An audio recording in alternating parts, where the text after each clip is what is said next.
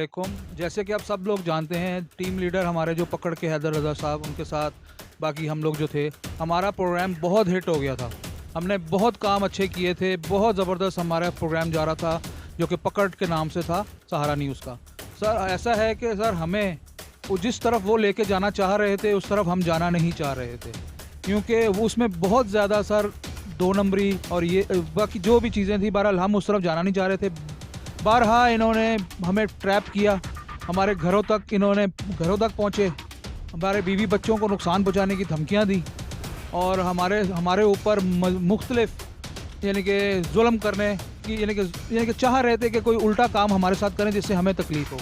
तो सर हम ये लोग ज़िम्मेदार होंगे अगर हमें कभी भी हैदर साहब को या मुझे फैसल भट्ट को कोई नुकसान पहुंचता है तो उसकी ज़िम्मेदार सीधी सहारा न्यूज़ और उसकी टीम, अवैस साहब, जैगम साहब, चेयरमैन साहब और ब्यूरो चीफ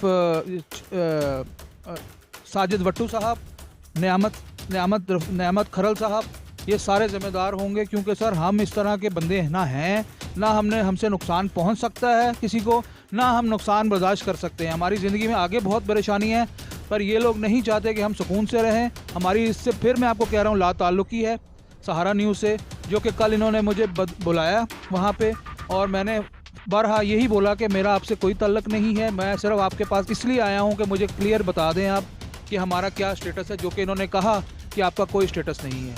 टीम जो है वो अब जो ज़िम्मेदार है उसके वो सर उसकी सारी जो कायद हैं वो है सर, हमारी कोई ज़िम्मेदारी नहीं है, हमें माफ़ कर दें। और उस टीम में जो काम होता है वो हम कर नहीं सकते। ये हाथ है मेरे जुड़े हुए आपके सामने, मैं इस काबिल नहीं हूँ, हमारा जो बॉस है वो इस काबिल नहीं है। हम शरीफ लोग हैं, हक हलाल के खाने वाले और खिलाने वाले हैं अपने बाल बच्चों को। बराए मेहरबानी हमें बख्श दें जी। Thank you ji.